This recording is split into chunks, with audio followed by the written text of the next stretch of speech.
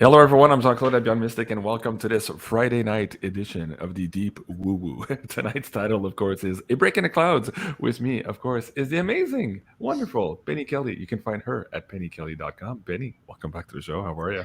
Oh, it is good to be here. Hello, and hello to everybody out there. And thank you, thank you, thank you. Well, we're excited to have you back on, and we'll get into all the updates and all that. And I'm sure the audience is very eager to hear from you as well. But before we do that, please also welcome my co-host here, Julie, from BeyondMystic Academy, and also here at MaisonJupiter.com. Julie, welcome back to the show. How are you? Thank you. I'm very good. Hi, Jean-Claude. Hi, Penny. So nice to see you looking healthy and looking full of energy. Might And I say you look 10 years younger, Penny? oh, that's nice. Maybe that upgrade did more than I thought. So, Well, very Penny, nice. like Julie says, yes, you look great. You look full of energy and spunk. We're absolutely Uh, excited to see you. And we were all rooting for you when you were going through your surgery, our audience included. Um, to the extent that you feel it's appropriate, a lot of people will keep emailing us, hey, how's Penny? How did it go? So some people are still maybe not in the loop as to what happened and right. where you are today. So to the extent that you feel comfortable sharing, Oh, could yeah. you give them a few updates? Sure. And I think it would be good for people to know that you can't fix everything with consciousness. So, sometimes you need to just go get help. So I was doing pretty well, I thought, feeling healthy, feeling sassy as ever. And I woke up on February 13th. It was a Monday. I remember rolling over and looking at the clock and seeing it was 7:33 a.m. The instant that I opened my eyes, I was aware of the cerebral pain. Oh my God. And it was not a little pain. It was one of those can hardly breathe. And and so I rolled back over and was like, okay, I need to do some breath work. And so that I started at 7:30. About 2:30 in the afternoon, I had done everything I knew.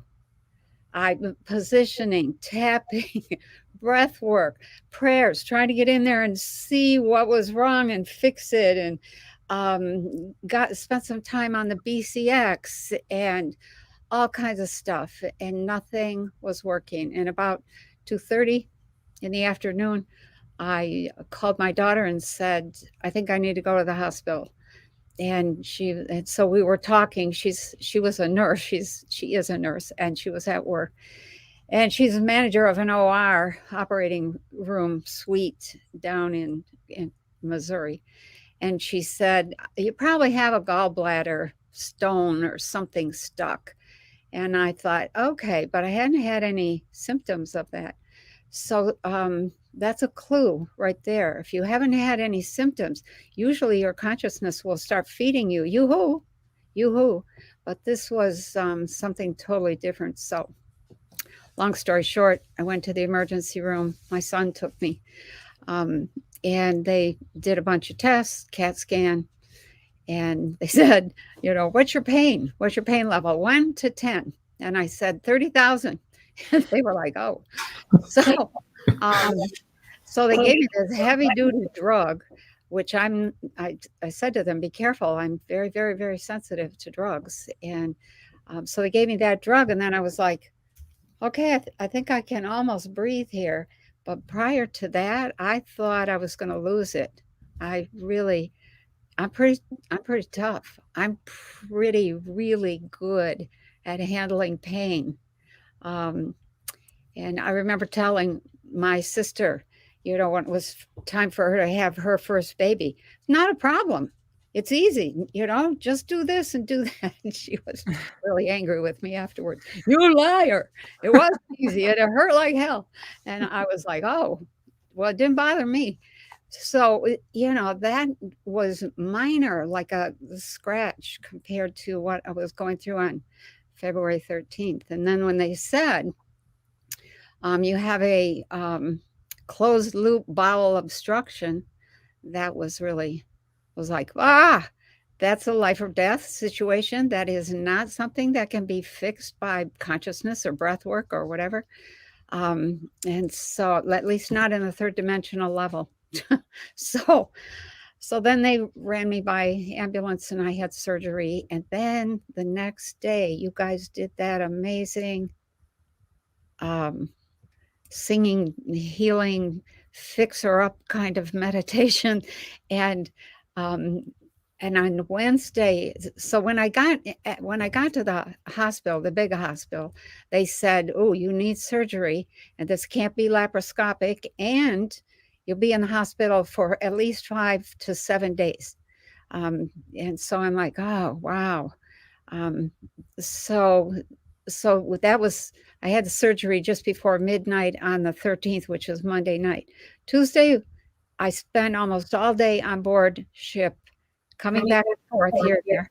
Hey, don't go too fast. Where's the meditation in all this between you being operated, being in recovery, and then being on board ship? Share with the audience members what you felt. Yeah, go ahead.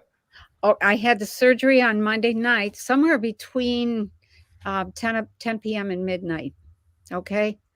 And then, you know, things are kind of blurry there for a little while, except for this deep clarity of being on board a ship. And I'll talk about that in a minute. So all day Tuesday, I was back and forth, in and out of the body. I was working on myself like crazy, doing my own breath work. And I had people on board ship who were doing something. And then, and I was taking heavy duty drugs, heavy duty. So on Wednesday, I think you guys did the meditation on Tuesday or Wednesday. I think it was Tuesday. Tuesday, yeah. Tuesday evening? Tuesday, well, afternoon Eastern time. Tuesday in the afternoon. I believe it was 3 p.m. Eastern. Okay. Yeah. So by Wednesday, about noon, I had no more pain. I was like all better. And I said to the nurse, "I don't want any more drugs. I don't need them." And she got kind of upset with me. "Well, this is ordered." I said, "I don't need it. I'm sorry, I don't need it. I'm not going to take something I don't need." And she said, "You're telling me you don't have any pain?" And I said, "No, I don't. You know, and I'm sorry, I don't, and I'm apologizing for not having any pain or not fitting into their, you know, their program." You had to say to the nurse, "Didn't you know the Beyond Mystic community did a prayer for me and a meditation? I don't need any of your pills." What? One of the night nurses came in my room on Wednesday night. It was Wednesday night that I saw the meditation that you had done Tuesday. And I'm looking at it and I'm crying. And she's doing something on the computer, and every minute or so she said, "Are they talking about you? Are they for you?" And I'm like, "Yeah." And she said, "What are you doing on YouTube?" And I said, "It's a long story."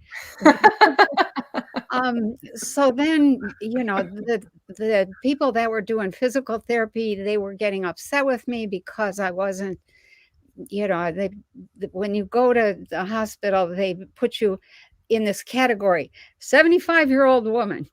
So, you know, they would come in the room and they would look like, "Am I in the wrong room?" And then I would say, "No, this is," you know, they always say, "What's your name and your birth date?" to make sure they have the right person. So I'd tell them, what day is today? "Well, I think it's Tuesday, or I think it's Wednesday, or whatever. And here's the time, just in case you don't know what time it is." And they would kind of like, So the physical therapists and the occupational therapists were running in and out and trying to set up appointments with me. And then they finally come in and they put these things on your legs that squeeze your legs every 30 seconds. And this gait belt, which is this, they put some kind of a big girdle on you so you can't hardly breathe, but it holds your belly still. And then they put a gait belt over that in case you go to fall. So then they wanted me to walk with a walker. And I took about 3 steps with a walker and said, "Who engineered this piece of shit?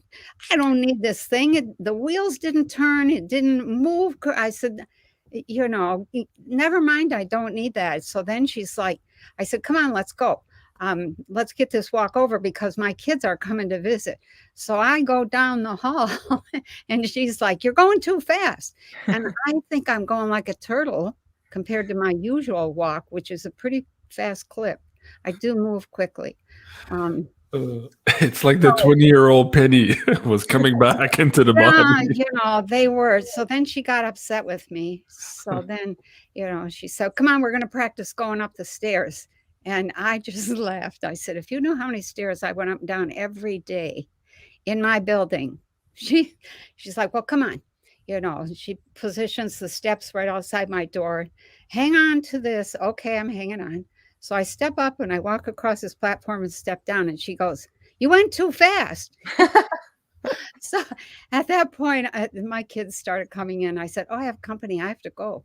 So it was just a whole series of those kinds of interactions with the hospital people. And on Thursday morning at 7 or 8, maybe a little bit later, the doctor and the PA came in and they said, you know what? You're free to go home if you want. And I said, okay, I'm out of here. You're not feeding me and I can't get any sleep. You're poking me every other hour. So they said, okay. So I left on Thursday. We started that process about noon, finally getting the orders written and all of that. So it was really quite the experience. It makes you humble. You know, it really is something that is very, like brings you to a place of, wow, I'm so glad that doctor in that hospital was there because I would have been dead otherwise. It wasn't something that could be fixed from outside. So, and then the whole thing, then I started writing what happened when I was in the hospital on board the ship and then back and then on board the ship. And so if you want to talk about that, you know, we can talk about that. So, Yeah, I think so. That'd be great. Well, first of all, thank you everyone for joining us here tonight on this live yeah. interactive show. We are triple casting, of course, from Penny's channel, which is no longer in jail, apparently, and also here on BeyondMystic and also on Maison Jupiter. So you can find us anywhere there. And please go and subscribe to everybody else and see all of our amazing content. And I want to say a big thank you also to all of the beautiful members who did join us for this live meditation and who sent Penny all of that love.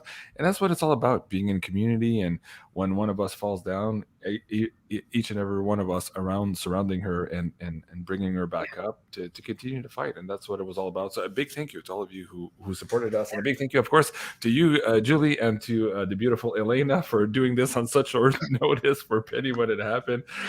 So a big thank you all around. And a big thank you to all of you in the chat here tonight, too. So Penny, why don't we get into that, too? Set the stage a little bit for the audience members here. Like, you've been outside of your body before. You've been visited by different characters before. We'll just say that for now. How was this experience different, maybe, and how was it similar to your past experience? Let's start there. Okay. Yeah, I've talked about this on my private Patreon live stream, but for those that haven't heard that, I'll go over it. I do have. So I'll just preface it by saying I came here with a definite mission, okay? And that mission was to teach the world about the mind and consciousness. And the orders were to stay below the radar. And so I did for many, many years until one of my people showed up in my bedroom one night and said, okay, go. So I've been working pretty publicly for the last few years. I think it was JSNP4 who started the whole thing, who started me worrying, you know, should I do this? Should I be public now? So anyway, so I have connections, a lot of connections and a lot of stories I could tell about my experiences with people from elsewhere. There's people here that are, they would probably not like it if I said it this way, but that I think they're working their ass off in order to save us, in order to help us save ourselves. They won't do it for us, but they're like, come on. And they tweak here and there. And there's a whole plan in place. And I'm part of that plan. and I've known that for 40 years, ever since Kundalini, the whole thing, my name, who I am, where I came from, the whole, what am I doing here, etc. So, so go to surgery, and I'm heavily drugged. And at first I thought it was just drugs or dreams or something. But the further I got away from the surgery, hour by hour, the clarity of the moving back and forth between the hospital bed and the ship it got greater and greater and greater. And in a nutshell, my people said to me, you do remember that this upgrade was going to be necessary, didn't you? And actually, at that moment on board the ship, I did remember every single detail, and thought, I said to them, I didn't remember in my everyday 3D life, but I'm here. I remember now that this was going to be necessary. And so they worked on me. They did this upgrade, and they said several things about that upgrade. Actually, they said a number of things. Let me just look at my notes to see which ones might be the most interesting. Okay. Hold on just a second, Penny. Also, Julie or Penny, remind me after you talk about these upgrades too, what perhaps happened to your daughter, which might also be connected lately with some of the symptoms that a lot of people are going through right now in terms of shifts, up leveling or shifting up here to new frequencies. So just remind me of that after this particular segment. That's an important piece. Okay. Yeah, and I'll say more later. Okay. So, they said to me that they needed access to me for 48 hours. And I remembered that so clearly. And I remember thinking, what in the heck would they be doing for 48 hours? But as soon as I asked that question, I knew. They had fiddled around inside my brain, and they had shifted something and unfolded something. And then they needed to let that, I'll use the word gel, for like 48 hours. And so that's why they needed me for 48 hours. And they said, picking you up directly, they did consider picking me up directly. And they said, no, but I had too much, quote unquote, presence, and it would have caused too much distraction. And remember that, because that 48 hours and that picking up directly becomes a critical piece later. So then what else did they say? We've changed your core self and that of your team. So the team is much more than just myself. It's much more. Okay, there's 200 people on my team. We're all from elsewhere. We're all heavily connected. Most of my team is involved in media. That includes you, JC. So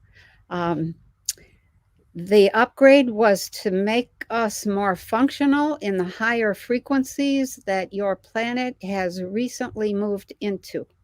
That's almost a direct quote. And then they said to me, your blood pressure has been higher recently due to the mismatch. The core change will allow the higher blood pressure, which comes with a higher frequency environment without damage to the body.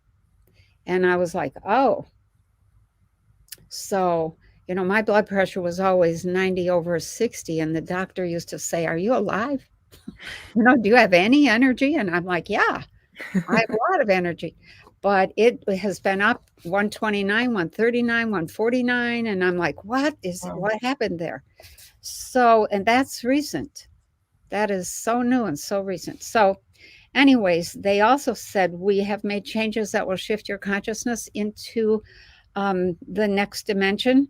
You were already operating in the fourth dimension, as was most of your team. And now you're into the fifth. And they made some comments, you were already in fourth dimension. This is why your children and others have insisted you were different. And I've always like, no, I'm not. I'm perfectly normal. And they're like, no, you're not. And I'm, just. I'm not crazy. Right. Right.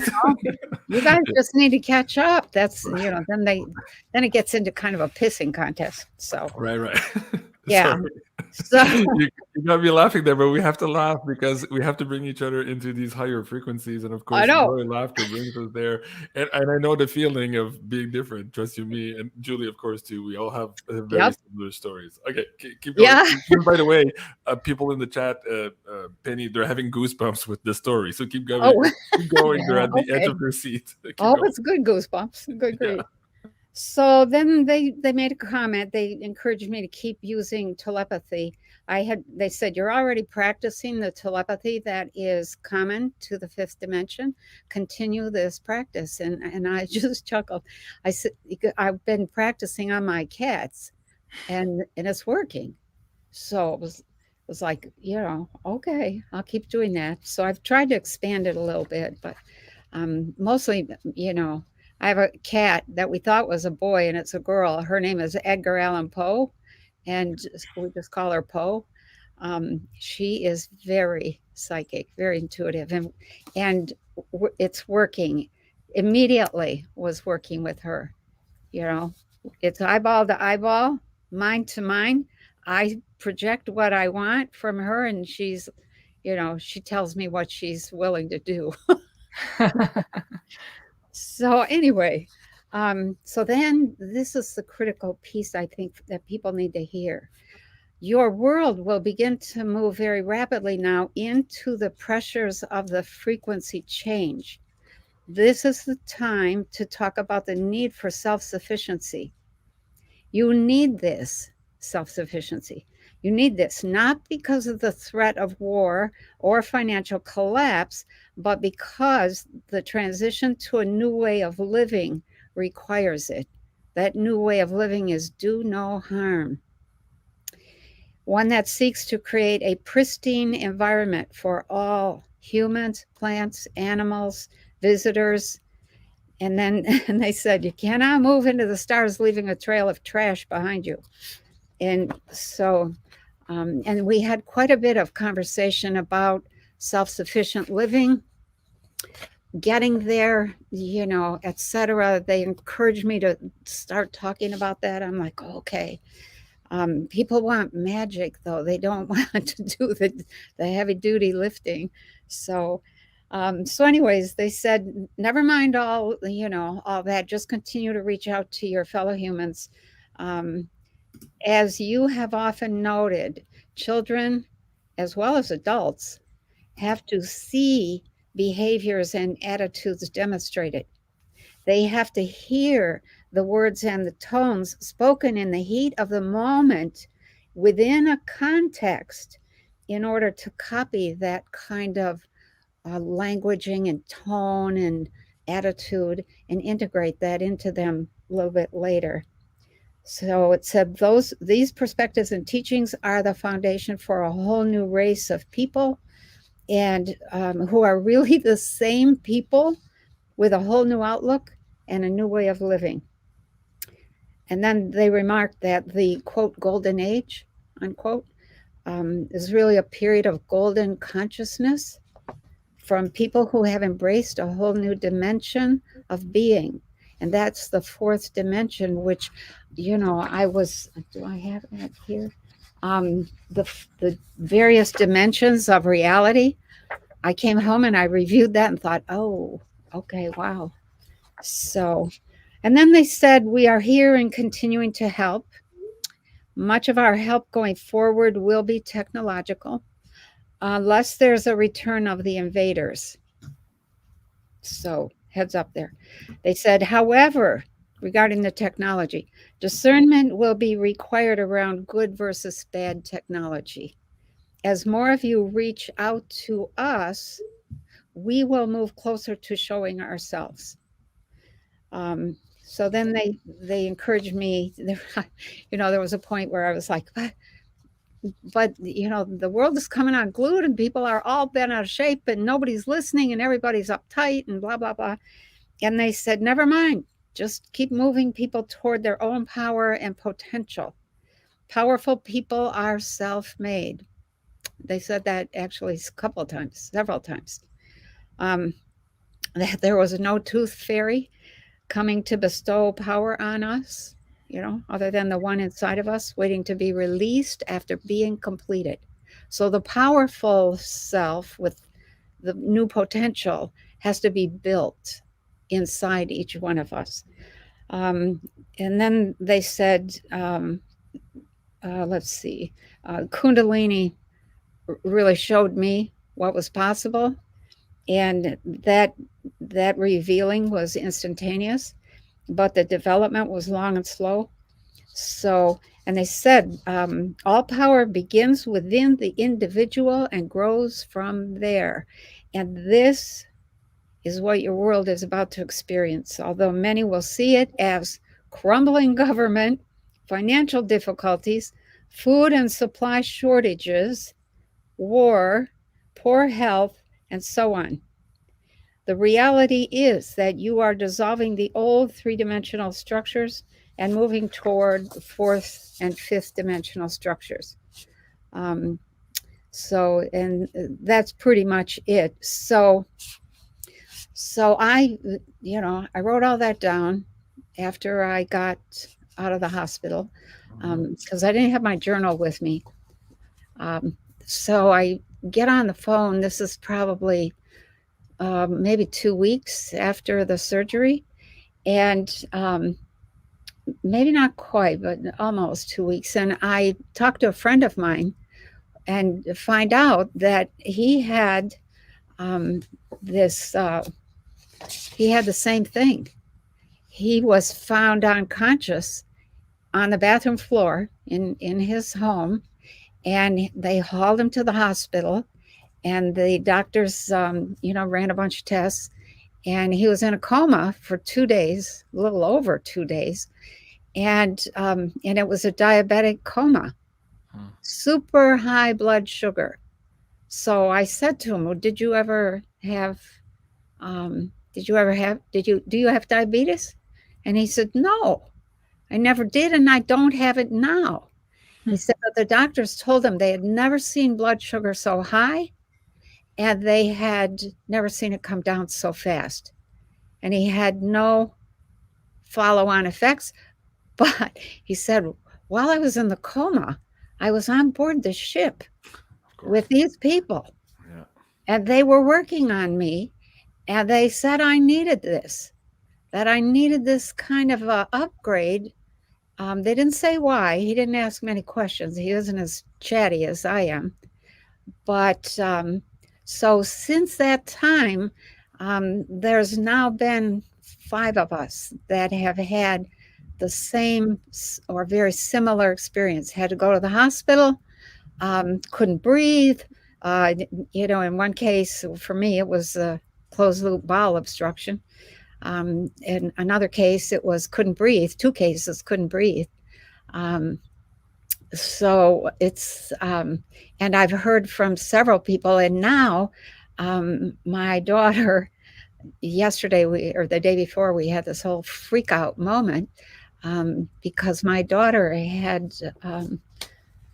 episode. She's on a cruise ship in the middle of the Caribbean. Okay, hold on. I need to put this in perspective because a lot of people in the audience are like, whoa, you're going fast. All right. I want to come back to that, absolutely, because it's going to tie into what Julie is also going to bring to the conversation here. So let me just go back to my comments here. Holy smokes, says Barb. Yeah. And holy wow. Yes, there's a lot of wow there too. Yeah. Okay. First of all, let me just say that all 5 of those people are on my team. Yeah. Okay. I'll get to that in a second here. And there's more. Okay. So let's start there. The team. You said there's 200 or so. Yeah. And most of them, if not all of them, are involved in media. Yeah. Now, okay.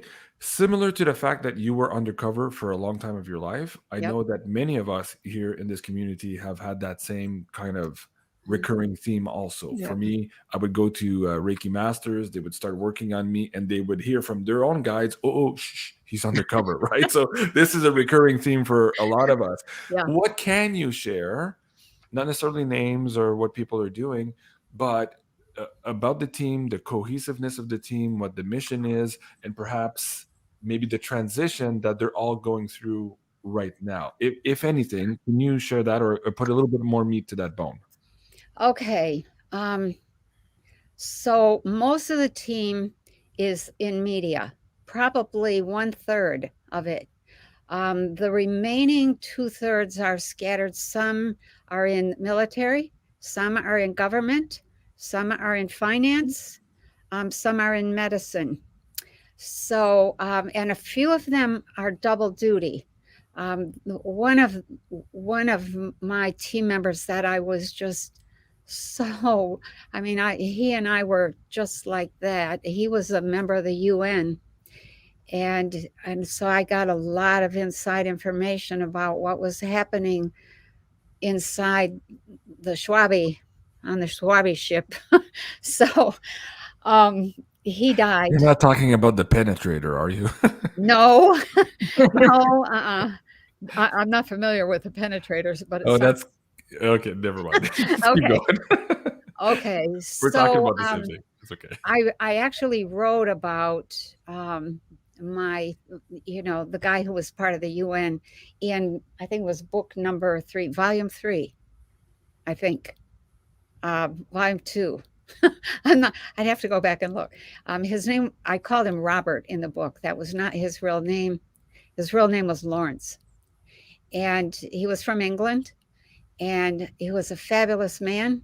He was juggling a lot of stuff, and he was bringing people together that were all in, everybody knew who, everybody knew that we were part of a connection to ETs.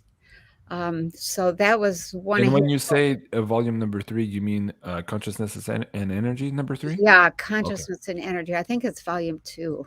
Oh, 2. Okay. So, yeah, I'd have to go back and look at my own book. So, but there's a chapter in there called Robert, I think. So anyway, so he was one example, and he was a little bit older than me. And he was one of the people who got COVID, and we tried our damnedest to heal him, and his work was done. And the day before he died, one of our ships appeared over him, over where he was in bed. And I have some pictures of it. It's amazing. It was flashing lights and letting everybody know. We all thought, oh, they're here to heal him. They were here to pick him up. It's like, dang. And do you feel now that this team, with some of the upgrades are leading into maybe a shift in their mission, or transition in their mission? And if so, can you explain that a little bit? Okay. So some of the people that are on let me say a little bit more about the team. Some of the team is on the teardown side. They are, let me just say that I don't want to say too much more about them because I don't want to get in the way of their work. Their work is critical, or we're all toast. Okay. Some of the people were precursor people in finance that really did some amazing work with the consciousness of the elites. And I'm telling you, amazing work. So, and God, I won't say any more about that. So those were people who were doing like one foot in both media and in like working publicly as well as working behind the scenes at really intense jobs, quote unquote, positions in the world that had extraordinary influence. So that, what I don't want to say too much, but I know quite a few of the people. I probably know 60 to 70 of the people that are on the media side of things. They give themselves away left and right. And so I've known about some of them for a very long time, and some of them are more recent, only in the last decade. And you just mentioned me as being part of the team. Yep. Is that something you kind of figured intuitively before, or is that something that's been confirmed to you just recently with this onboard ship experience? No, I knew that a long time ago. Okay. From the minute I met you. Wow. Okay. So Okay. it's like, oh, there's another one of us fools trying to make the world a difference. So That poor dumb so schmuck, great. he has no idea what he just got himself into. Yeah, right. Yeah, and everybody has dual backgrounds, Yeah. and sometimes triple and quadruple backgrounds, Mhm. like medicine and government, or government and media, or money and government, or you know, or Yeah. education and media, or there's a lot of people that have this very rich background that they bring to the work that they do. Mhm. And So so you knew this a long time ago, but did you get any clarity or any more details while you were on board? Is that um, something you can share here on the episode, or you want to do that afterwards? It's okay. I don't want to. I mean, I don't want to say who the people are. They'll be uncomfortable, and Okay. you know, they might end up saying, "What is she talking about?" Some know, And some don't. know secretly, Yeah. and some don't know. Right. So, Okay. so when I say secretly, it's kind of half conscious. Right. So, Right. yeah, you get a feeling Wow. now and then. Okay. They get a feeling now and then. So anyway, the team is almost all of them are having, over the last what would be now, like 4 months, December, January, November, December, January, February. Well, that's 5 months. We're now almost to April. So there've been upgrades that have been happening to make sure, this is what the upgrade is about, is to make sure that we do not struggle. This is the hard part. Let me say the hard part. They said that as we move into the new fifth dimensional frequency zone, people that are ready are going to move into that, and sometimes they may struggle. Their heart may go kaflooey, their breathing may stop, they may have difficulties with terrible headaches, high blood pressure, you know, different things. Acid reflux. Yeah, all sorts of digestive issues, motion or movement issues, fatigue, severe fatigue, inability to sleep. Yeah. All sorts of things, because they're adjusting to this new frequency zone, and that there would be a fair number of people who would not make it. They wouldn't be able to raise their frequency into that new level, that new 5th D or even 4th D. Are you now talking population in general, or are you still talking Population about in that general, 200 not the team? team. Okay. They said you are going to lose a chunk of your population. Most of it will be chalked up to The things. yeah, to medical issues. And people who got that thing in their arm would have a much more difficult time getting through that upgrade process. They would really have to work at it. Some detox, More double time work. Yeah, for yeah, sure. lots of it. And that what those of us in the new world would see was that a lot of people died. A lot of people were left behind we would see it as death, but that it would really be the inability to make that transition, and that they would be reborn in the world that they died within, unless they could do some heavy duty work. And it's hard to do. It's hard to change yourself unless you're in a physical system. So, Right. Okay. Yeah. I think that works for now. Julie, I want to bring you up here because we've been doing a lot of work in the last 2 months, decoding part of what Penny's killing here, not having that angle. So a big thank you to Penny to add that into it here. But there are astrological alignments also that are suggesting that maybe more big changes are afoot. And if the team is changing and shifting mission, it could also have something to do with Pluto entering Aquarius here. The alignment here started on March 23rd, but of course, Pluto being one of those slow-moving planets, we were already in the orb of this, perhaps in November and December of last year. Oh, yeah. Julie, let's get through this a little bit. And while you bring that up, I'll also bring the Pluto the Destroyer show for the audience members who haven't seen it, so they can go and check out the link for even more details on that. But set this up for the audience and see how it ties into the timeline here that Penny was just talking about. Yeah, when Penny, you were talking about the messages from your guides, I was like, wow, this is Pluto and Aquarius 101.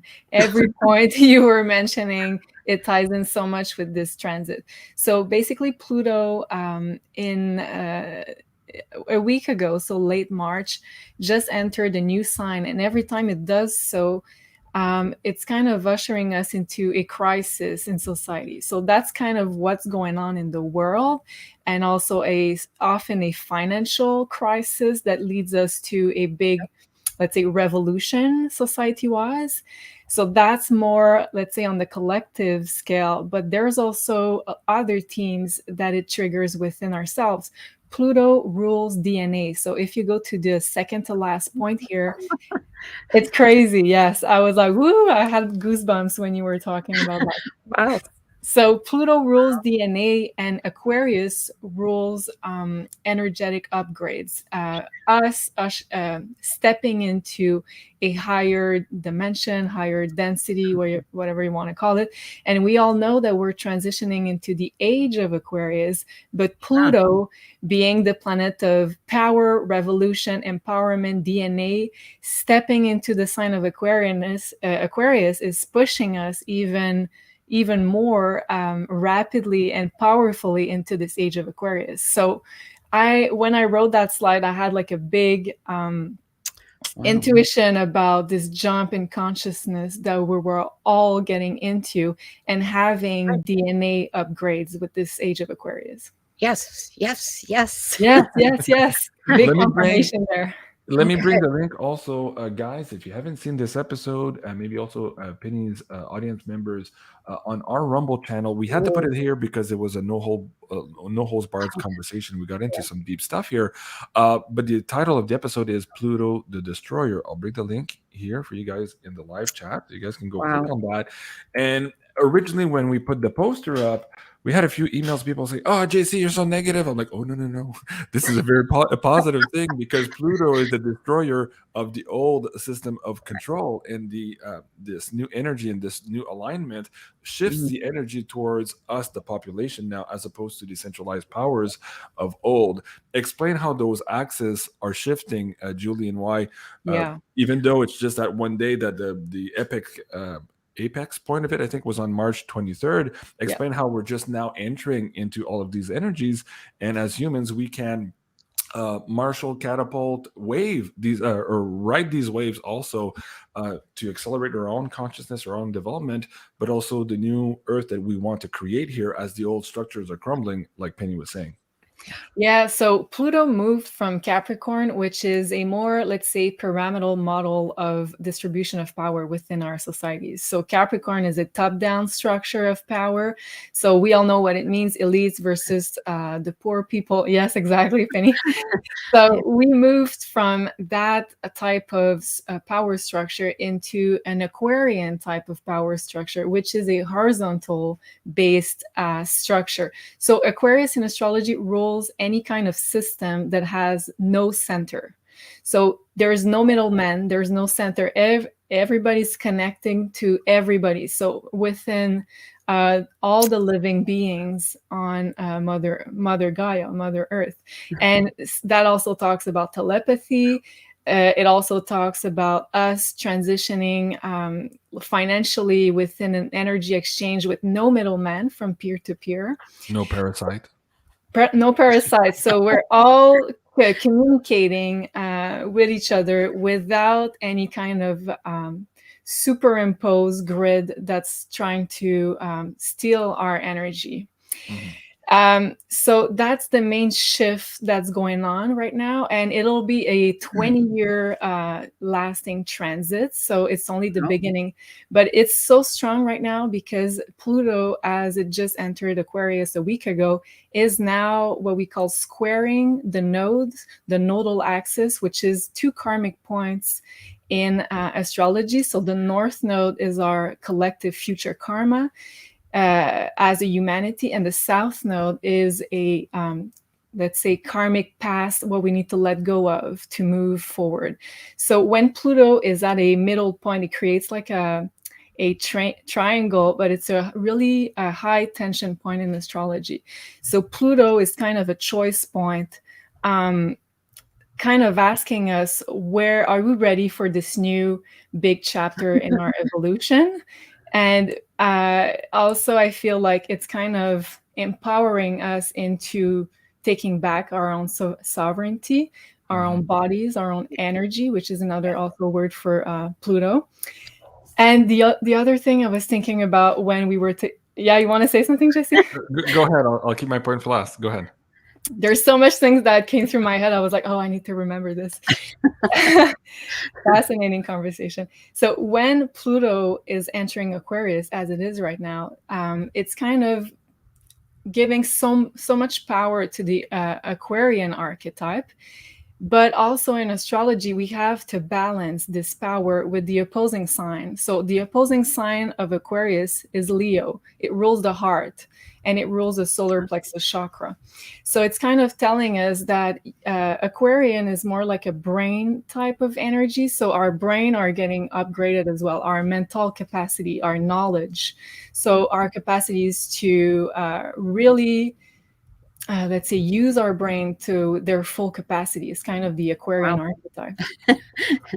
But we need to stay balanced. So the heart chakra activation, which is Leo, the opposing sign of Aquarius, is so important right now. And I have a big intuitive feeling that a lot of people that didn't work on their heart chakra are getting maybe, let's say, the harder, let's say, challenges of that heart chakra opening, or maybe it's like a faster activation for some people.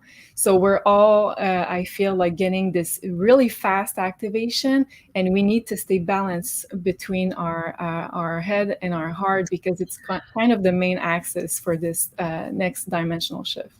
Okay, very good. Thank you for that. Oil Nature Lady says, "What about the story about her daughter?" We'll get to that. It's all going to tie in. Trust me, I haven't forgotten. I have so some this more. one last point, Julie, I want you to bring for this audience members, and specifically maybe Penny's audience who haven't seen this. The last time this Pluto alignment occurred in the same way that it's happening now was in, of course, 1789. That is the year also of the storming of La Bastille. La Bastille was a French prison, and it was the symbol of the aristocracy, where they would basically jail people who would talk against the monarchy, right? Or against the royalty. And here we have, in the video we just explained now, the setup for the people storming the Bastille again here, with perhaps the event that you see on screen now. We just heard today or last night during our live war correspondent show that, of course, the indictment had gone through, and I believe the arraignment will be next Tuesday. So we're in those alignments now, where perhaps, metaphorically at least, maybe the population will storm the Bastille, or the representation here of this quashing of the opposition of the, and I'll just say for this show, the bad guys around the world, that this person here it has been fighting here for a number of years. So Julie, explain those alignments, why that's important, and why perhaps it's spelling big changes right now as we speak. For sure. So yeah, I was watching a video from a fellow astrologer, Pam Gregory. She's really great. And she was bringing up the point when the last time Pluto entered the sign of Aquarius. So that was around 1789, as you just mentioned.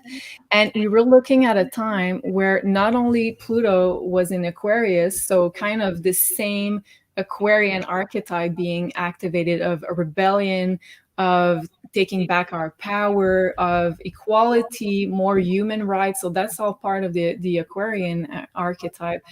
At the same time, the nodes of the moon were at the same place as they are right now in the financial axis. So it all started with a, let's say, financial crash. So the people, especially in France, Let them eat cake. exactly. Yeah. Exactly. So the people in France were suffering greatly, and it was kind of the perfect setup to lead to a rebellion, even with this even more with this Aquarian energy being very much highlighted. So whenever there's like an activation of Pluto and the nodes being in the financial axis, meaning that we're transforming our financial system of what we give and take, how do we pay for goods, and it led to, in 1789, to the La Prise de la Bastille, which is the storming of the French prison, which represented, it was a symbol for the abuse of power of the monarchy. And it led to the end of the monarchy in France. And it also led to a lot of papers and documents that were created to give even more human rights to the poorer people. And it created eventually the middle class, because before that, it didn't even exist. So I found that very interesting, because we know that in the past 3 years, the middle class has been a direct target for all the actions that were led against the middle class, and they tried to eliminate the voice of the middle class, because they knew that once Pluto was in Aquarius, it would give them as much more power to destruct the old system. So that's kind of...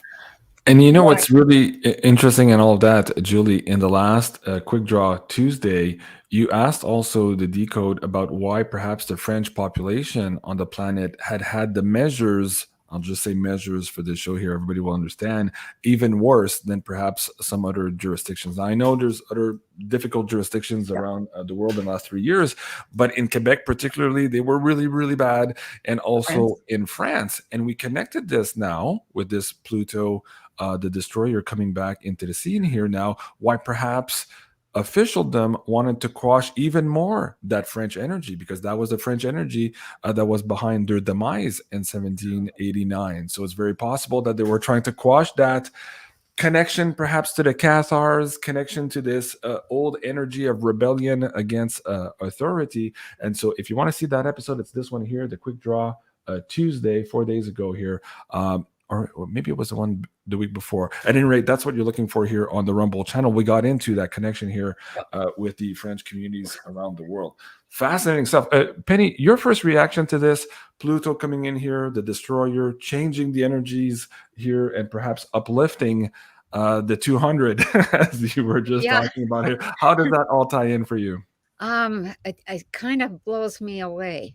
It's like, I have been aware for 43 or 44 years now that we meaning people who have advanced technologies, very, very conscious of energy flows.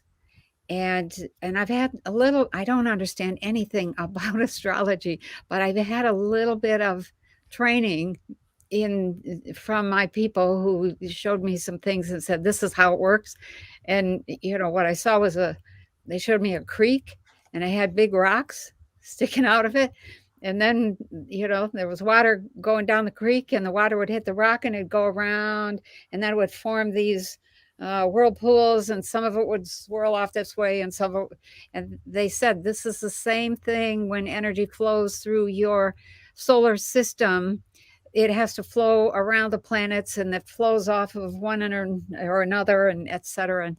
And that is why astrology, that is why we pay attention to where are the planets, what energies are converging, which are canceling, which are literally, being intermediate boosters.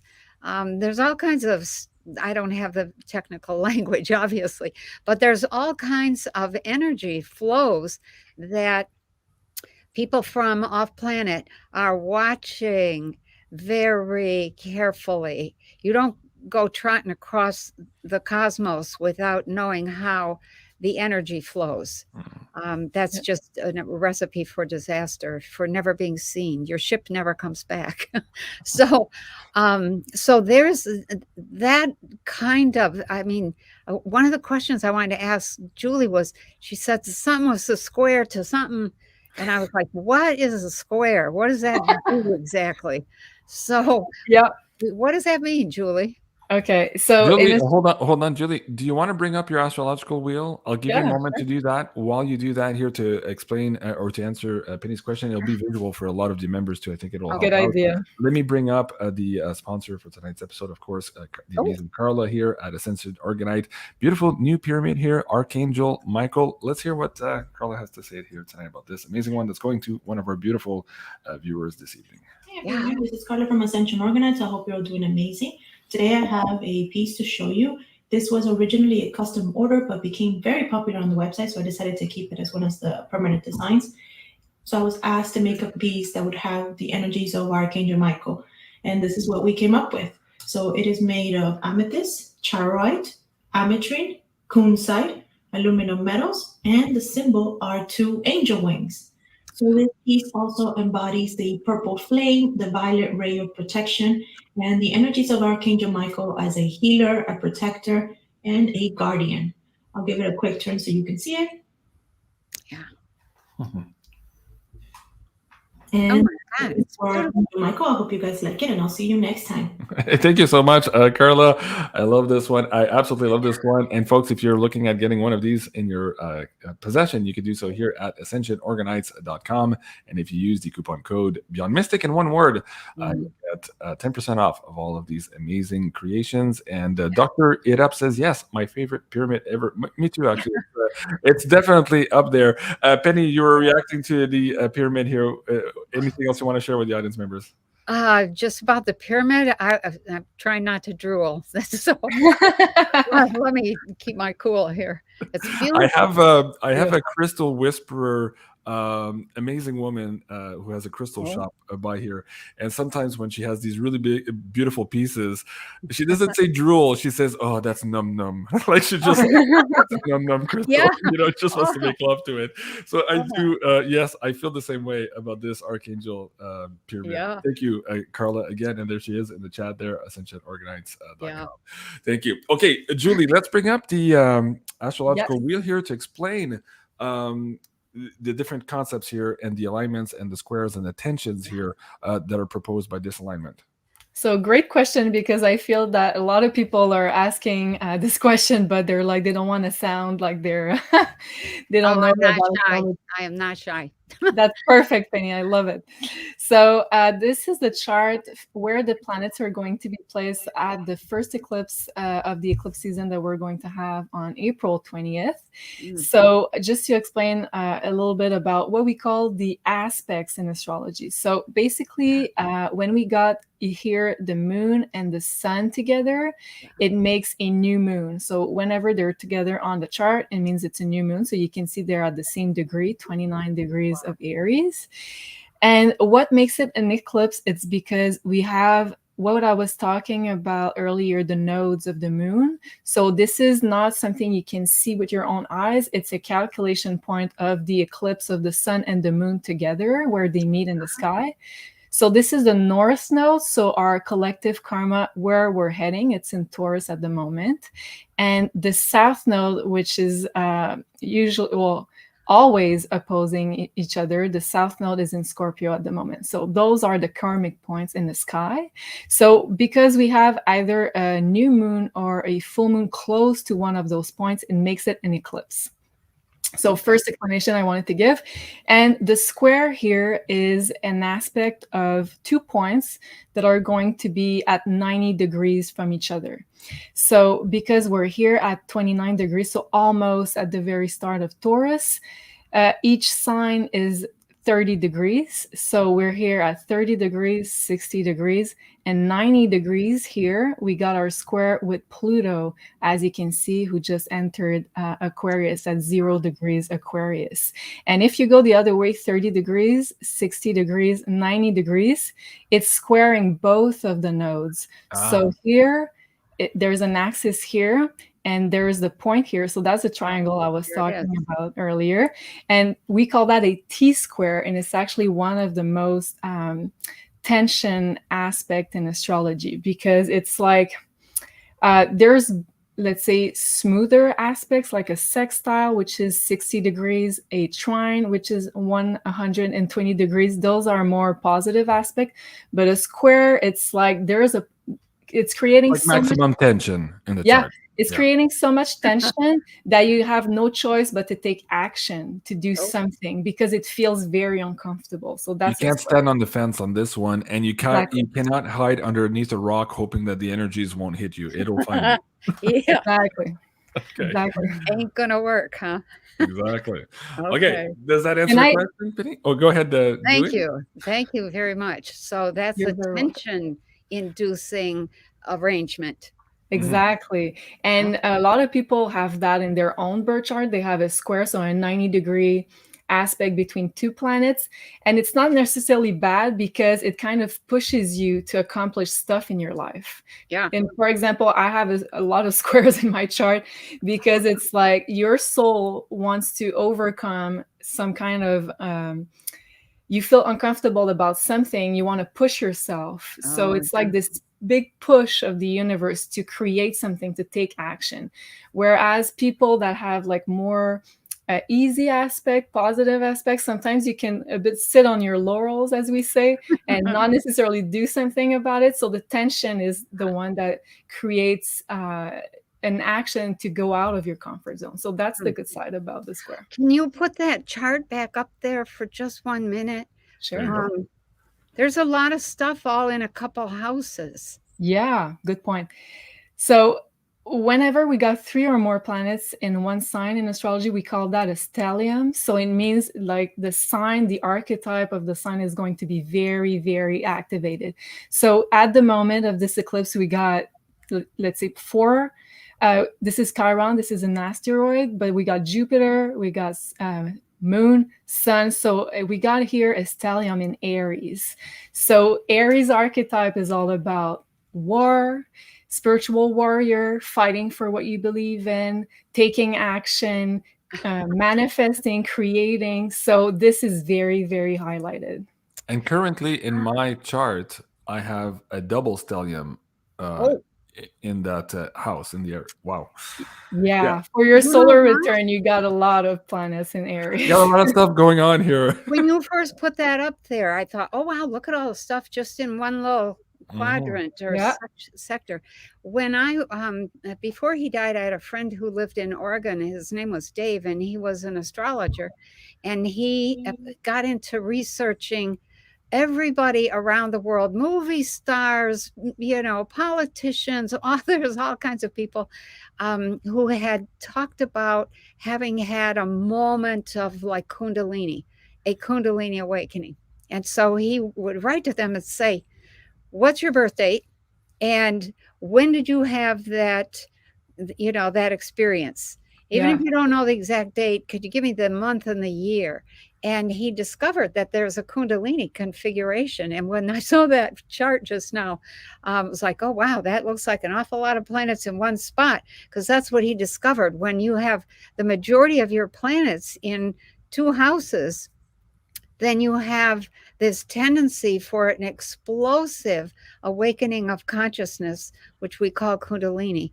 And that, if that chart was, I don't know who that chart was for, but somebody's going to have an awakening there. Is that for you or for JC? It's for the, if it's for the whole world, it's for the eclipse. The it's for eclipse, the planets are going to be for the eclipse on April.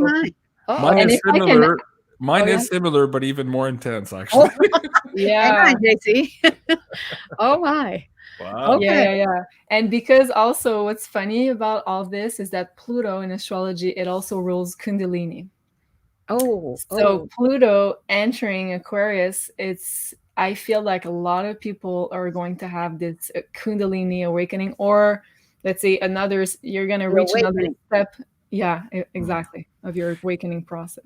Can we talk about that? I wrote that earlier because you were talking about some of the messages you had on craft. Kundalini was one of them. And of course, we're going to get into what happened to your daughter and what perhaps is happening to many people actually watching the show. Don't forget, I won't forget, guys. I'll put that in context for you guys. We're not going to leave anything out. but going back to Kundalini, Penny and I got in trouble with this 3 years ago. So we're going to tread carefully here tonight and try to get into the conversation. But for a lot of people, going through that experience, well, there's many ways, there's many roads to Rome, basically. Yeah. But for a lot of people right now, they're tapping into that frequency, again, because of Pluto here, with their sexual energy. And for a lot of people, when they start touching those frequencies, whether they're themselves or in divine union, it brings a frequency of fear of the unknown. It brings a frequency of fear of letting go of control, right? And so the paradox there is that as you let go of control, you actually master even more control over yourself. This is the whole awakening process of consciousness. Speak to that a little bit, Penny, here tonight, and maybe encourage. And I guess I want to speak more to the divine feminine here this evening watching the show, because they are tasked, once they go through this process also, of not just healing the wounded masculine, but also bringing up the divine masculine here. As we're entering this age of Aquarius, we need to have that balance. So they have a big job ahead of them, the divine feminines. So talk about that fear of losing control and give them some encouragement as to go through these steps here as they're feeling that more is coming up here in their own bodies, their sexual energy, their ki, their prana, their orgone. Speak to that a little bit, and hopefully we won't get the show deleted. Okay. So we really need to have a show that, that asks or answers the question, why is there sex? What is that? It's not what the people in the third dimension think it is. And unfortunately, there's a lot of people who think sex is, just something, it's to have babies. It's, they don't really understand. When you have a full-blown Kundalini experience, a full-blown sexual orgasm goes with that. And you might be peeling potatoes, you might be driving your car, you might be sitting at your desk at work. You don't have to be engaged in anything, quote, sexual or even romantic at all. It's a moment when your guard is down, your energies are fully open, and the energies of the universe that you are floating in find that they can have a full-blown circuit all the way through you. And I often use the example of poke a hole in a submarine. The water doesn't stand out there and say, should we go in? It just, boom, it's in. It starts flowing in. And once it flows in, the ship floods and it sinks. And so let's just say that I cannot count the number of people. I work with a lot of people who have had Kundalini experiences, and they're struggling badly because it is no small issue. It is not something where you float nicely on the romantic energies of the future and blah, blah, blah. Nothing like that. And I won't go into the full thing because it's... Let me just show two graphics here, or one comment and one graphic, just to kind of share with the audience members. What you're talking about, wrong slide here. When you have this connection that you just mentioned here, where there's no impedance, there's no tension, you have a direct connection here. It's very similar to what scientists are discovering, that we live in this electrical universe, and there's such a thing as what they call Birkeland currents. Now, these come in two in pairs, and they also come in three triunes. That bridges us to another conversation about triune sexual energy later on. But I just want to share that, and we could probably do a whole show on that later on. But the other context of us as humans not understanding, as you just said, what is sex? Why is sex? So in the Taoist perspective, when they teach these concepts, they try to convey to the audience members that what they know about sex is only 5% of the spectrum. I know. Or said another way, they're playing with 8 keys on the piano, not understanding that there's 88 keys on the piano. That's not 5%, that's 10%, but you understand the drift Good there. example. Right. And Yeah. so what can you say for this episode here to and again, it's not just about sex, although Well, it let me is- say something I started to say. The fear that you mentioned earlier. yeah. There are a lot. I started to say I work with a lot of people. I hear from a lot of them that didn't go the whole distance. They didn't allow the Kundalini to take over. They Right. became terrified that they were going to die, and they would have. The old self would have been dead in a hot second, but the new self that is instantaneously created as that new energy is coming through, as that energy comes through, it reorganizes all of your frequencies in your frequency matrix. And that constitutes a whole new self. And the feeling of letting go enough to allow that reorganization feels like you're going to die. And I tell people, go ahead, die. You're going to get fooled and discover, oh, heck, I'm right back here and things are not any better. They're a little bit worse for a while you're trying to integrate a consciousness that is out of control, a perception that has all kinds of new information, feelings that you cannot get around and you cannot deny, and you cannot live a lie anymore. So there might go your job, there might go your children, there might go your work, there might go your money, there might go your thing, that your business, your family business. Mhm. You have to do what you came here to do. Well, one way of saying it too is once you've had that experience, you have forever detached from the herd. You'll never be the same anymore. And Yeah. and the people who are still in the herd will never see you in the same way again either. No, they So won't. no, it's a big change there. I want to tread carefully on one more little angle. Okay. I'm getting guided to ask you, Penny. Okay. So again, in Taoist terms, for the divine feminines, there's 3 Yep. levels of orgasm. At the second level, or the second gate, Okay. there is an extraction of plasma or protoplasma that is not local.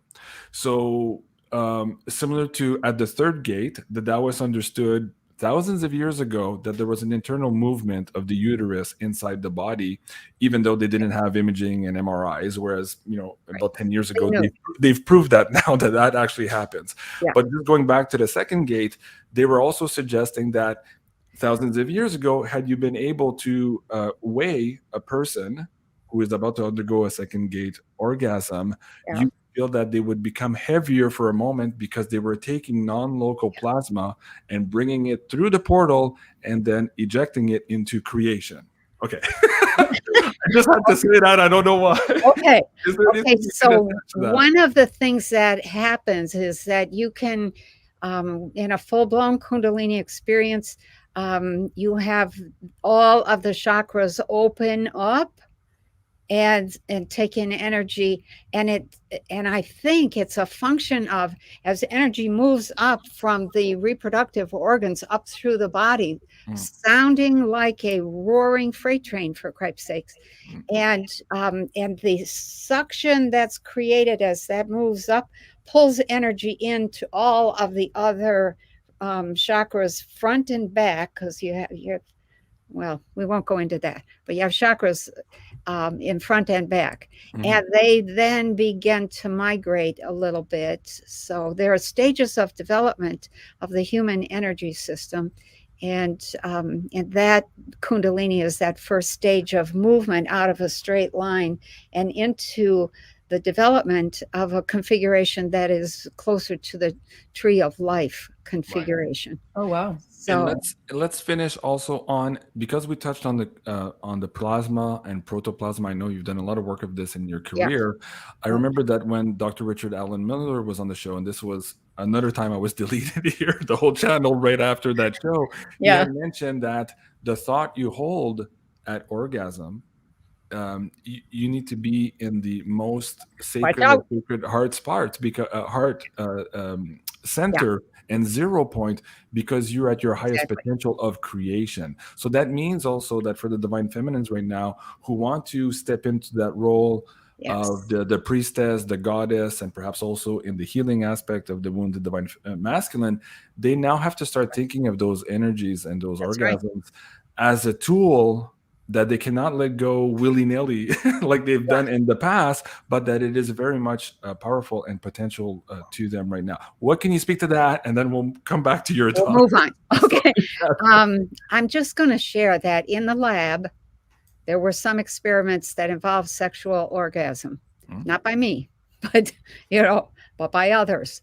And when they were hooked up to that equipment, Christ, they almost blew the thing apart.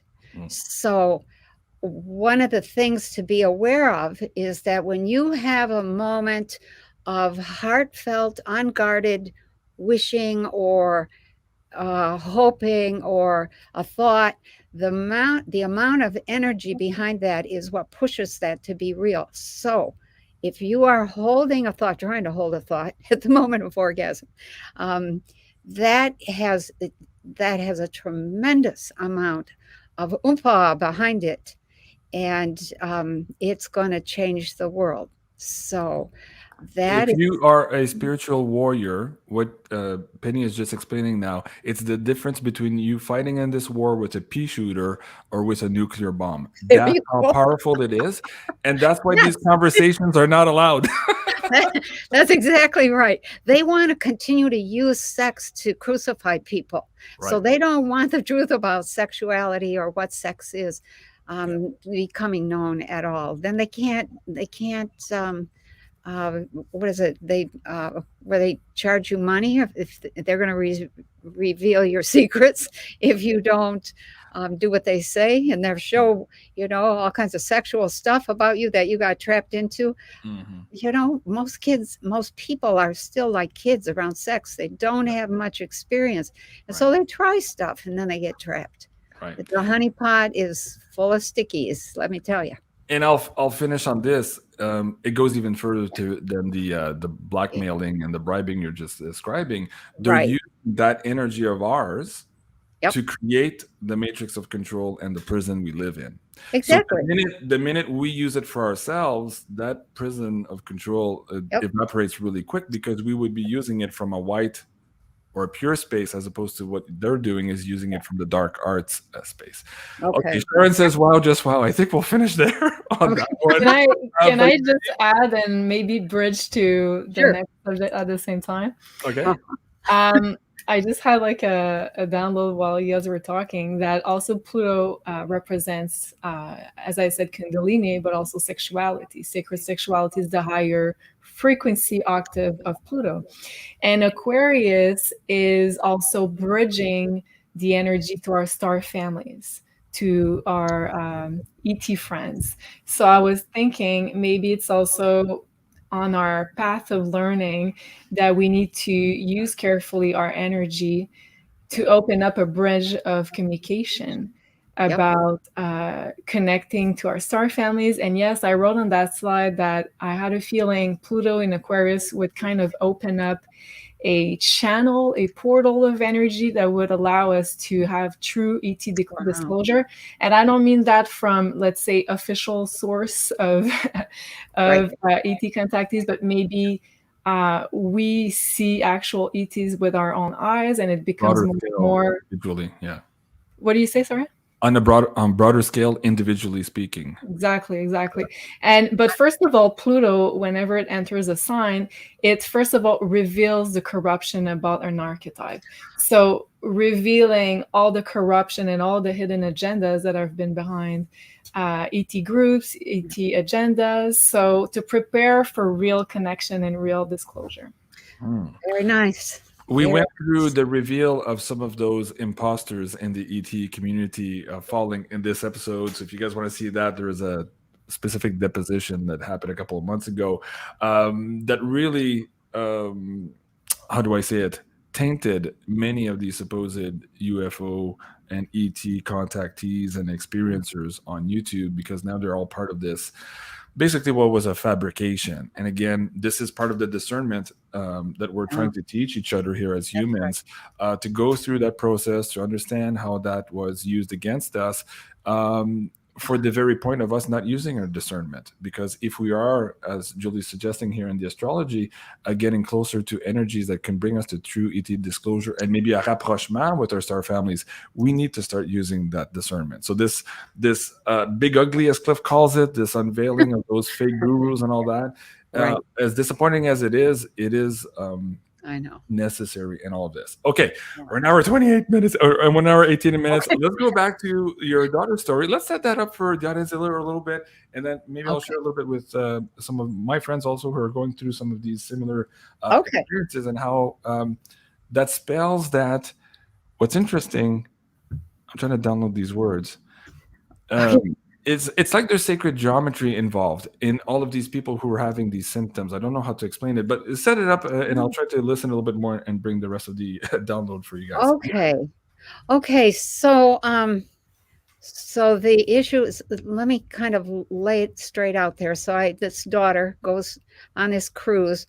She actually purchased this cruise in 2020, but it was canceled because of medical issues in the world. So, so she finally gets to go on this cruise. Well, in the meantime, they have outfitted the cruise ships with a lot of 5G, a lot, and she's been vaccinated. Okay, so those are the main factors. So she gets on the ship, and she's on board for like 2 days, and then she writes to all of us on, I think it was Wednesday morning. She had been on board since Sunday afternoon, maybe, or something like that. And she's like, I don't feel good. I can't settle. I can't organize. I can't. And she was sitting on the deck of the ship in one of their lawn chairs, or I guess it's not a lawn chair if it's on a ship, but that kind of thing. And she felt like she was going to black out, and it panicked her. She jumped up. And then she almost did black out. So then she couldn't get her breath, and long story. So she wears some kind of a watch. I think it's an Apple Watch.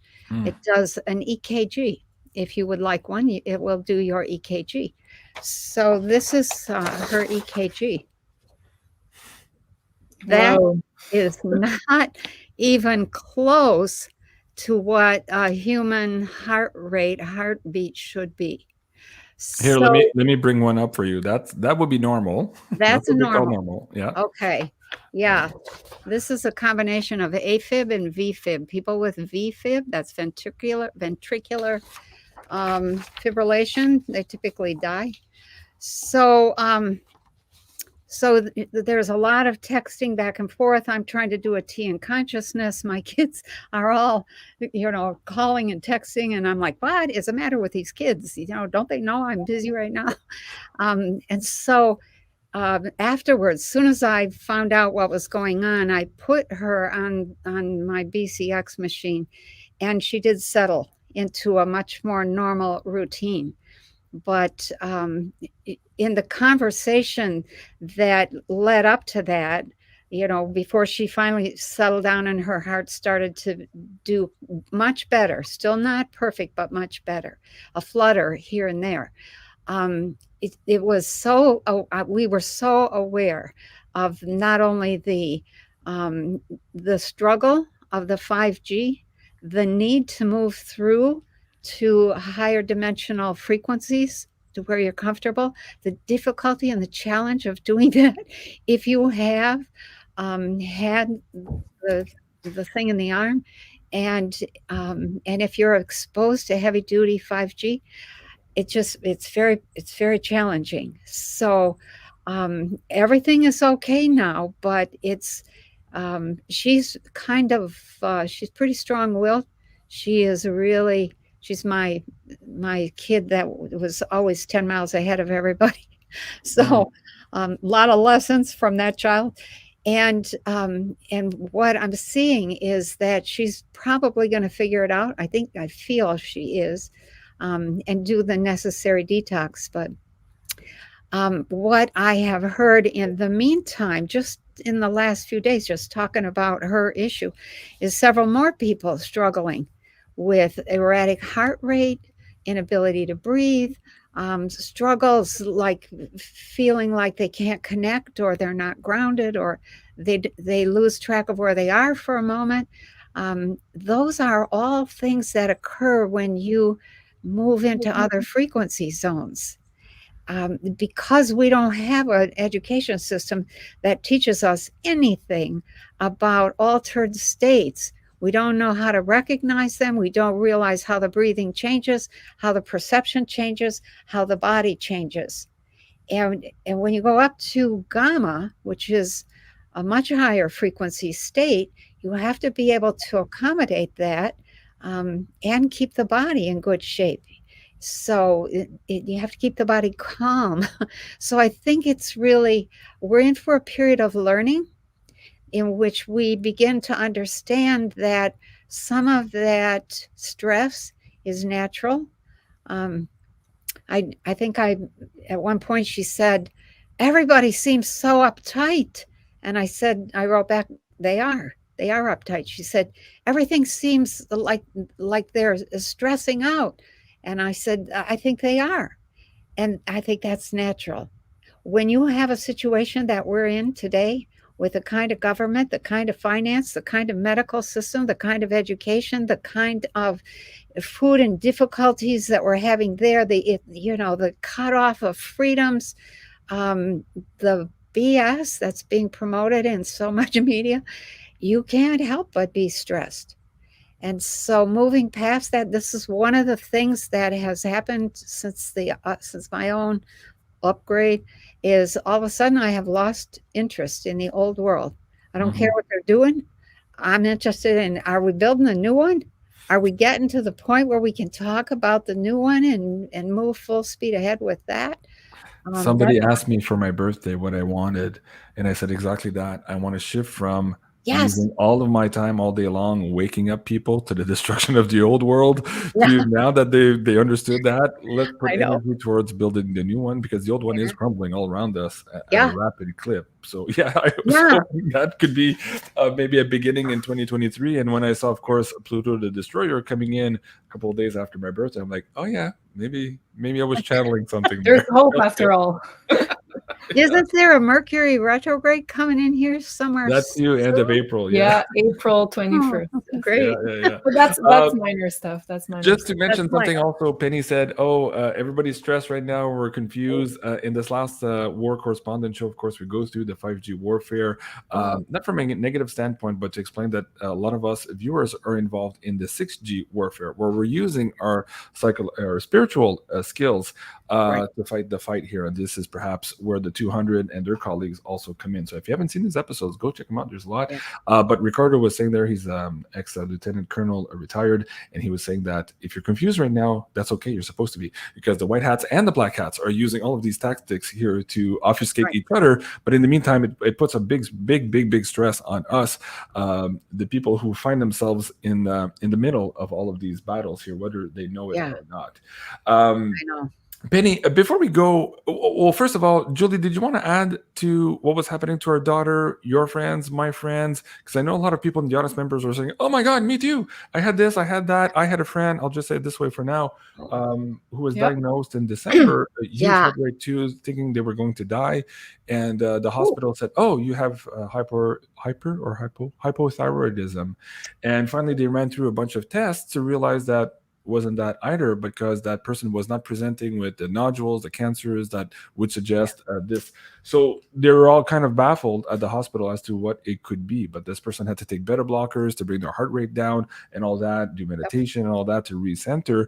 But it appeared that many people here, and not just talking to the people at the hospital, were going through some kind of same effect. And these were unvaccinated people at the time that I was seeing and communicating with in my community. So it had nothing to do with myocarditis or anything else that we see in the news. So it seems to be, again, there too. There's a frequency shift there, and our bodies are trying desperately to address it. And the point is that if you don't know that that's what's happening, it's very scary. and you might not be taking the extra measures to help your body along, like grounding or being Yeah. near salt water, changing your diet a little bit depending on your blood types and all of these things. Julie, what can you add to that? And folks, if you're in the live chat too now, let us know, like, if you were experiencing any of these symptoms also in the last couple of months. I'd be curious to know. Go ahead, Julie. Yeah, so I was talking about Pluto entering Aquarius and us needing to balance with the opposing sign of Leo, which rules the heart. So I had this kind of vision in the last seconds that the heart was kind of a container to hold all this new, all those new frequencies that are coming from up there. Aquarius rules energy, stars. So kind of we're getting fed by the cosmos, all of these new energies, and our heart as a container has to be ready for this upgrade, energetic upgrade. So it feels like the heart is kind of the main targeted point in this system. I guess because it's also the center of the more spiritual chakra with the more physical chakra, so we have to be really balanced. But our heart is taking a lot of this stress and pressure at the moment. And it's funny because I kind of had a vision, I think it was last year, if I remember correctly. And I had this little notebook that I draw sometimes if I have visions or if I remember my dreams. I try to note and draw. And I drew a silhouette. It was my silhouette because I had a strong feeling that during the night I got upgraded. And I drew like a line here and a line there. And it was all patched up there on my drawing, on my silhouette, myself. And that was last year. So I'm pretty sure something happened over there. I don't know exactly where, but I could really see the silhouette of what was actually, it was kind of an energetic surgery. Yeah. Yeah. Wow. So wow, that's fascinating. I have something else to say, but I'll remember. Wow. Thank you for sharing, Julie. Appreciate that, and thank you everyone in the live chat also for sharing. And I have to ask you, Penny. Of course, you know Julie and I have this beautiful new platform online where we teach courses and classes and workshops. We would very much like to invite you to do a course on what is sex. Would that be of interest to you? That would be of interest. Yeah. Okay. Well, there you go. Yeah. In the meantime, guys, with all of this crazy energies, please do join us also for this Libra full moon singing bowl meditation here on April 5 at 3 p.m. Eastern. Oh, nice. The focus of this particular Libra full moon meditation, of course, is going to be balance, harmony, and relationships. That is the big stressor right now. If you look at the energies that are at play for April, Julie, explain that to the audience here a little bit, why that's the case in the astrology and how perhaps they can benefit here in joining us in these group live meditations here to maybe up level and maybe smoothen out the bumps here as they go through some of the triggers that are going to be occurring here with these astrological alignments. Yeah, so this full moon in the sign of Libra is kind of giving us a preview of the energies of when the nodes starting in July are going to move into the relationship axis, because Aries is all about the self, Libra is all about the relationship to the other in a very general sense. So not only romantic wise, but all kinds of relationship are ruled by Libra.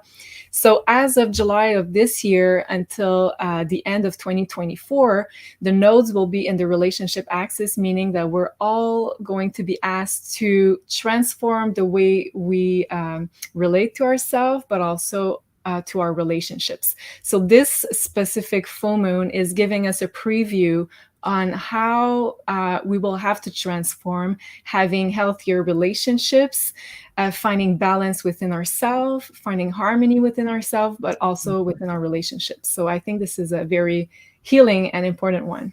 Yeah. Okay, very good. Thank you for that. Let me just bring up again the pyramid for tonight from Carla. If you guys are still interested in this, again, I'm going to actually give it away tonight through the PayPal tip jar. Let me bring that link back up. And again, a big thank you to all of you supporting the show here on YouTube. You guys are absolutely amazing. So there's a link there on the screen. And before we end the show tonight, I'll pick a name there from the list. A big thank you to all of you, Oko. Penny, there's a couple of things coming up with you, including this talk or this, how do I call this? Conference? Oh, Yeah, at the Arlington Institute, usually at least once a year, I go to Berkeley Springs, West Virginia, and I give a talk. It's a transition talk. That's the title of it. So the Arlington Institute is having me come in on May 13th. I think it's a Saturday. Oh yeah, so it's right on there, and it is the place is. It's not just limited to local people, but it's beamed out all across the world. So you can watch it online. You can ask questions. I'm going to talk a lot about my history, what I know about my relationship with people off planet. So what I'm doing here, it's not just me. I have a little piece, but there's a lot of others that have really critical pieces. And there's a lot that I think people don't really understand about how do I say? There's a lot about the hidden potentials of consciousness and how do you get to some of those higher consciousness things and actualize those and step into other dimensional lifestyles and behaviors and thinking. So. And Penny, is there a maximum number of how many people can attend in person here? Do you know? Typically, I think the room holds about, I'm going to say 100, 150. If it gets more than 100 people, I think they move it across the street, and then there's no limit. It's Okay, a very good. theater. I've been in the theater a couple of times. Okay, I've just put the link, guys, in the live chat. I'll put it below the video also as soon as we end the broadcast for you guys. Yeah. And Penny, I also wanted to bring up before we do the pyramid giveaway, you also have okay, so the elves from Lily Hill Farm. Now there's a PDF version on your site, and there's one now available here on Amazon as well. Right. Speak to that and why that maybe is more important now as we are moving away from all of these old structures and farming techniques, and how humans have to go back here to a more healthy diet, but that includes us working back on the farm to some degree. Okay, well, yes, and much more. Okay. When I first met the elves back in 1990, okay, I really was ignorant at that point. Maybe I still am, but I've learned a few things since then. And so this book is the story of my first 3 years in relationship with them, and it was incredibly instructive. We'll leave it at that. Very humiliating. So, you know, but I learned so much, and I tried to share what I learned, not just about food, because we had 2 small vineyards, and I made a deal with the elves. I'll tell the world that elves exist if you give me 100 acres of grapes out of these 2 little bitty vineyards. And okay, sure, you know, bring it on. So we started this relationship. I won't tell you what happened, or I'll ruin the story. Okay. That's for a whole other show.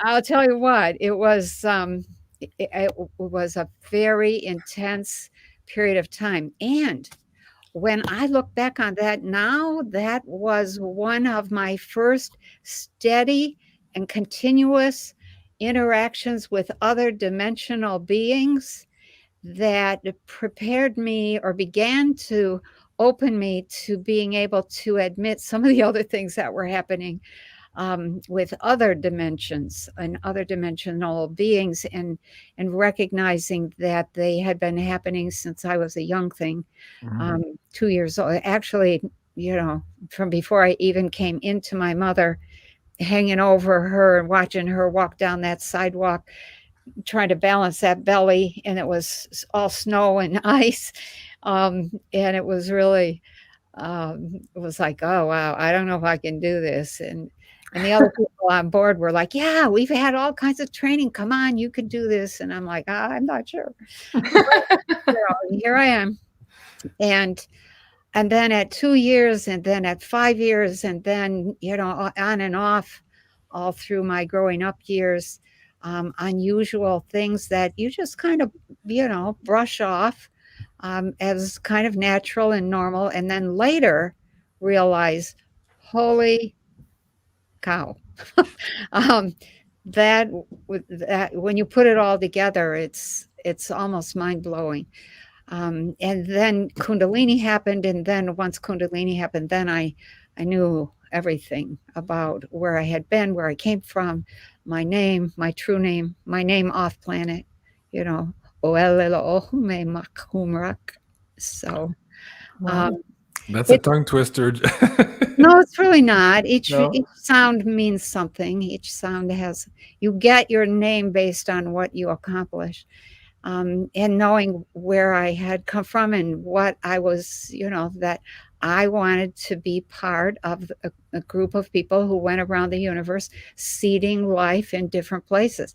And this is kind of like a college thesis test for me to This be. is the advanced class, Betty. Yeah, this is the advanced class. Okay, you go down and you live in one of those systems that is in the midst of transformation, and you learn what has to happen for transformation. What's the term? School of hard knocks?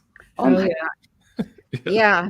Hard knocks, big jabs, poundings, explosions, you name it. And all of the above. Yeah, right. A lot of people are saying, yes, part 2 to this episode, they don't want it to stop. But unfortunately, all good things must come to an end. But in the meantime, of course, you can go read Penny's book. You can order the PDF ebook version here on pennykelly.com. And if you want a paperback, you can also check out the Amazon link as well. I'll bring that in the description box below.